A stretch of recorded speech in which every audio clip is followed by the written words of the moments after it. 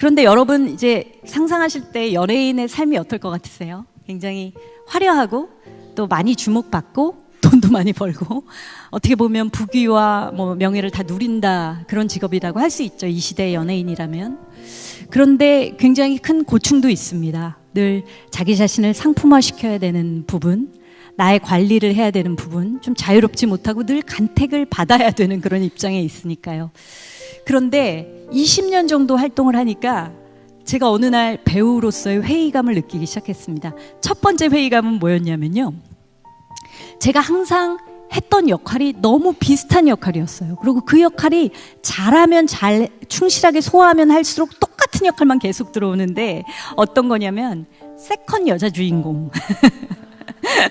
예, 그때만 해도 드라마에서 신데렐라 스토리가 되게 많았어요. 가난한 여주인공이 어떤 남자와 너무 사랑했는데 그 남자가 배신을 때리면서 부잣집 여자와 또 연애를 하게 되고 성공을 위해서 그 여자를 헌신짝처럼 버리고 뭐 그런 내용이었잖아요. 그래서 저는 그 세컨 주인공, 부잣집 딸 역할 늘 하는 거예요. 그래서 완전히 악역은 아니지만 본의 아니게 악역으로 비춰질 수 있는 그런 역할을 계속 하다 보니까 제 정체성하고도 맞지 않고 그게 너무 힘들더라고요.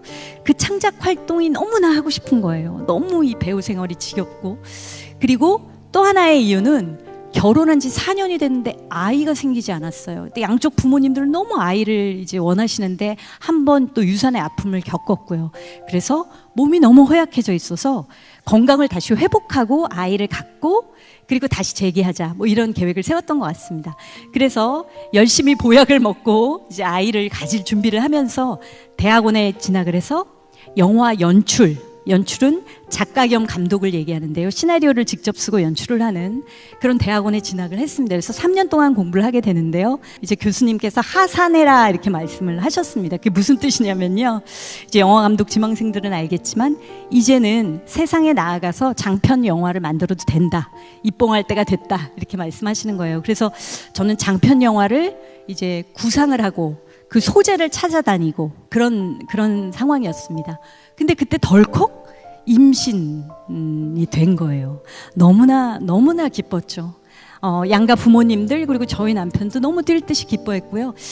제가 40에 아이를 낳았거든요. 그러니까 너무나 귀한 아들인데 그렇게 생애에서 가장 행복할 법한 그런 시간이 갑자기 뒤집어지면서 인생에서 가장 고통스럽고 불행한 시간으로 접어들게 됩니다. 산후 우울증이라고 들어보셨나요? 이것이 모성 호르몬이 분비되기 때문에 생기는 어떤 감기 같은 증상이에요. 그래서 출산을 하고 나면 싹 사라지는 그런 증상인데, 제가 나중에 의사 선생님으로부터 들은 말인데, 사후 관리를 제대로 하지 않으면, 그리고 주변에서 도와주지 않으면 가족들이 이게 일반 우울증으로 출산 이후에도 쭉 계속돼서 더 악화될 수 있다는 얘기를 들었는데, 제가 그런 경우였던 것 같습니다. 그런데 저에게 이 산후우울증은 어떤 모양으로 나타났냐면요, 아이에 대한, 너무나 사랑하는 아이에 대한 극심한 불안증으로 나타났어요. 오히려 임신해서 출산하기까지는 괜찮은데 그 이후에 출산하고 나서 1년, 2년까지 계속 지속된 우울증이었는데요, 점점 더 깊은 우울증으로 이제 접어들었습니다. 아이가 매일 죽는 꿈을 꾸거나 뉴스에서 사건, 사고, 아이에 관련된 소식이 들려오면 공황장애를 일으키는 거예요. 식은땀이 나고 손이 떨리고 이러면서 저도 알 수 없는 그런 불안증에 너무 시달리는데, 이게 나중에 의사 선생님, 정신과 의사 선생님한테 들은 이야기인데요, 제 아내 14살 때 갑자기 돌아가신 아버님, 그 잠재의식이 무의식에 저장되어 있다가 아버님하고 비견할 만한 사랑의 대상이 저희 아이가 나타나니까 이 아이도 갑자기 죽어버릴지 몰라라는 것을 제가 무의식 중에 계속 이것을 소환하고 있었던 겁니다. 그리고 이 우울증이 깊어질 수밖에 없었던 게, 당시에 저희 남편이 또 너무 갑자기 바빠진 거예요. 일을 서너 개씩 하고. 그래서 저는 이 불안증이 있는 상황에서 아이를 말하자면 독박 육아를 했어야 했고요. 그런 모든 상황들이 굉장히 저를 악화일로로 치닫게 했습니다. 가장 문제가 뭐였냐면요, 이게 불면증이 시작이 되는 거예요. 잠이 오지 않는 불면증. 잠을 자면 너무 무서우니까 또 악몽을 꿀까봐. 이 불면증이 계속 지속이 되면 정신이 멀쩡한 상태가 아니라 좀 정신이 반쯤은 나간 상태로 계속 보내게 됩니다. 그러면서 이게 충동으로 이어지기 시작했어요. 너무나 괴로우니까, 이 불면증이 지속되는 게 너무 괴로우니까 너무나 사랑하는 아이가 눈앞에 있는데도 불구하고 그런 생각도 들지 않고, 제가 교회를 다니고 있었지만 어느 순간 교회를 나가지 않고 기도도 드리지 않고 그냥 이 고통을 바로 끝내고 싶다라는 생각밖에는 들지 않는 그런 굉장히 말초적인 어떤 단계, 정신적으로 굉장히 멀쩡하지 않은 그런 단계에 접어들게 됩니다. 그래서 어느 날은 굉장히 위험한 순간이 찾아왔어요. 제가 11층 아파트에 살고 있었는데 그날도 아이를 어린이집에 보내놓고 이렇게 벽에 기대서 묵상하고 있었던 것 같습니다. 근데 제 앞에 창문이 보이는 거예요. 아파트 창문이. 근데 갑자기 그때 불현듯 내가 이 고통을 빨리 끝낼 수 있는 방법은 이거밖에 없겠다. 이거밖에 없다. 지금이 타이밍이다. 하는 그 창문을 보면서 그 순간 그런 생각이 막 들어오는 거예요. 그래서 굉장히 이성적으로 생각이 바뀌면서 어떻게 계획에 실천에 옮겨야지라는 걸 생각을 하고 있는데, 당시에 그때 제가 불면증을 앓고 있었다고 말씀드렸잖아요. 그래서 깜빡깜빡 제가 정신을 잃을 때가 있었습니다. 그리고 이렇게 기절하듯이 잠이 오는 그런 순간들이 있었는데, 그때도 그 생각을 하고 있다가 저도 모르게 정신을 잃고 잠이 들었던 것 같아요. 근데 그 잠결에 뭐라고 표현해야 좋을까요? 제가 전혀 생각지도 않았고 제 마음속에 품고 있지도 않았고 그랬던 어떤 쟁쟁한 마음의 소리, 어떤 울림 같은 것이 들려오기 시작했습니다. 제 영혼을 뚫고 오는 소리라고 밖에는 표현을 할 수 없는 소리였는데요. 그 소리가 뭐였냐면, 나는 너의 아버지다.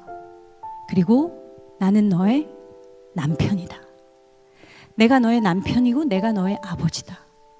나는 너의 아버지고 내가 너의 남편이야. 이것을 3번 반복하는 그런 소리였습니다. 저는 그 순간 이게 무슨 소리지? 왜 이런 뜬금없는 소리가 들리지? 라는 생각을 했는데 즉각 이것이 주님의 음성이구나 라는 걸 알 수 있었어요. 그래서 그 순간 저는 그냥 무릎을 꿇고 1시간 동안을 펑펑펑 울었던 것 같습니다.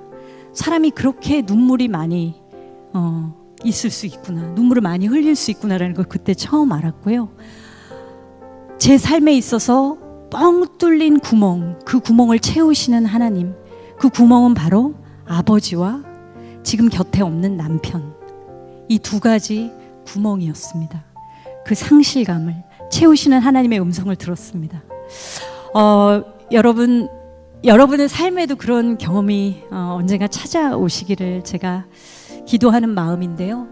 이 경험을 하고 나서 저는 그때부터 정말 비포 앤 애프터로 감히 거듭났다고 말씀드릴 수 있는 그런 시간들을 살게 됩니다. 왜냐하면 주님이 제게 음성을 들려주신 거잖아요. 어떻게 보면 너무 위험한 순간에 초자연적인 현상으로 제 삶을 뚫고 들어오신 건데요. 그러다 보니까 주님이 저를 남편이라고, 제가 주님의 신부라고 해주셨기 때문에 허니문이 시작되는 거예요. 그때부터는.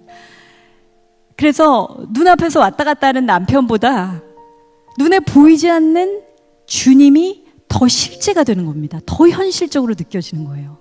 그래서 그 다음부터 저는 너무나 기쁜 마음으로 충만하게 되고 정말 날마다 마라난타라는 기도를 드리기 시작했습니다. 오늘 교회 처음 나오신 분 마라난타가 무슨 뜻인지 모르실 텐데요. 히브리 말로 주여 어서 오시옵소서라는 뜻입니다. 요한계시록에 보면 주님께서 이 땅에 다시 재림하신다고 되어 있는데요. 왜냐하면 저는 그게 소원이 될 수밖에 없었던 거예요. 주님을 만나고 주님과 실제적으로 혼인잔치를 치르고 주님과 하나 될 수 있는 시간이 주님께서 다시 이 땅에 재림하는 시간이기 때문에 늘 그 기도, 마라난타 기도를 드리기 시작했습니다. 그렇게 3개월 동안 정말 주님과 신혼, 허니문 생활을 하면서 주님과 떨어지고 싶지 않아서 찬양을 부르고 말씀을 읽고 묵상하고 하루 종일 7, 8시간을 그렇게 주님과 교제하는, 그래서 여러분들께 정말 장담 드릴 수 있는데요. 보통 하나님 음성을 어떻게 들어요? 하나님 생각을 어떻게 알아요? 나를 향한 하나님의 뜻이 뭐예요? 이렇게 물으시잖아요. 특히 우리 청년들이 그렇게 많이 묻는데 저는 하루에 7, 8시간을 그렇게 보내면 그냥 내 생각이 주님의 생각이 되고 내 마음이 주님의 마음이 되고 그냥 하나로 결합되는 그런 시간들이 찾아오는 것 같아요. 제가 이제 그런 시간이었습니다. 그래서 너무나 행복한 시간을 보내고 있는데 남편에게도 완전히, 저는 남편과 굉장히 당시에 많이 다퉜거든요. 남편이 바빠지고 저 혼자 육아를 해야 되니까 그 모든 고통을 남편에게 쏟아붓고, 그래서 남편도 더 밖으로 돌게 되고, 이런 결혼 생활에 악순환이 지속되면서 어머니 아버님이 저 어린 시절에 서로 이혼의 위기까지 가시고 사이가 안 좋다고 말씀드렸잖아요. 그러니까 저 또한 아이도 잘못될 것 같고 내가 남편하고의 결혼 생활도 불행해질 거야 하는 그것이 저의 우울증을 더 부채질했습니다. 그래서 그때 남편하고 굉장히 관계가 안 좋은 상황이었는데 제가 어느 날 하루아침에 갑자기 사람이 변한 것처럼 남편 눈에는 보이는 거예요. 그래서 남편이 출근하는데 여보 오늘 일찍 들어와, 나 뭐 해줄까? 맛있는 거 해줄게? 막 이렇게 하니까 저희 남편이 저를 물끄러미 보면서 무섭다 한마디 하더라고요. 정말 무서워했어요. 갑자기 하루아침에 변해서 막 죽어갈 것 같이 심각하던 사람이 너무 갑자기 활기에 넘치고 행복해 하니까 하여튼 그렇게 저는 이제 변화가 됐습니다. 그런데 이게 한 3개월 동안 이 허니문이 지속이 되고, 그런데 어느 날 저희 아이가 이제 아장아장 걸어 다니고 이렇게 하는 걸 보면서 아, 주님 지금 오시면 안 되겠구나라는 생각이 바뀌게 됩니다.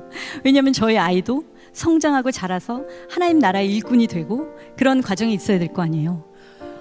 그런데 문제가 한 가지 있었습니다. 이렇게 깊이 주님을 만나고 나니까 제가 세상에 대한 욕망이 다 사라지는 거예요.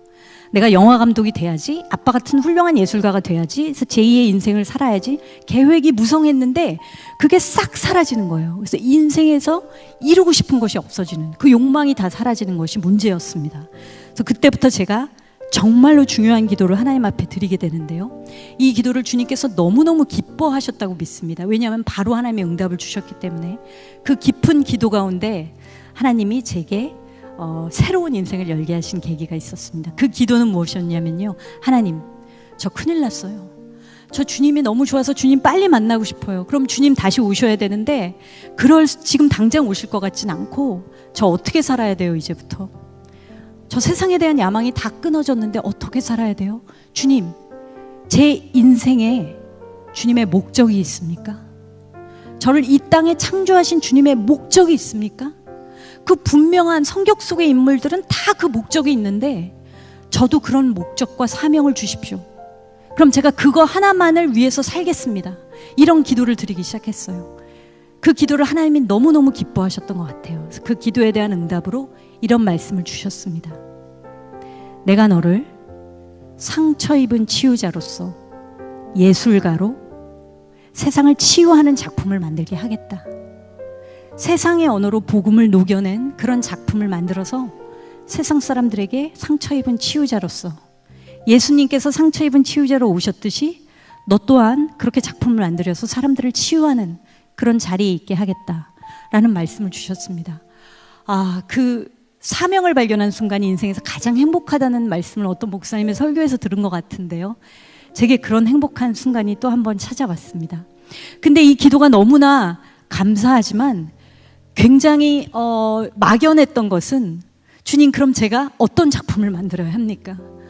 너무나 많고 다양한 이 소재 중에 주님께서 소재를 찾게 해주십시오. 그럼 제가 주님을 위해서 영화를 만들겠습니다 라는 바짓가래기를 붙들고 기도하는 그 기도를 드리기 시작했고요, 그 기도를 드린 지 일주일이 채 안 돼서 친한 지인이라는 출판사에 갔다가 하나의 역사적인 실화의 소재를 발견하게 됩니다. 그것이 제가 2018년도에 감독으로 입봉하게 된 폴란드로 간 아이들이라는 역사 다큐멘터리 영화였어요.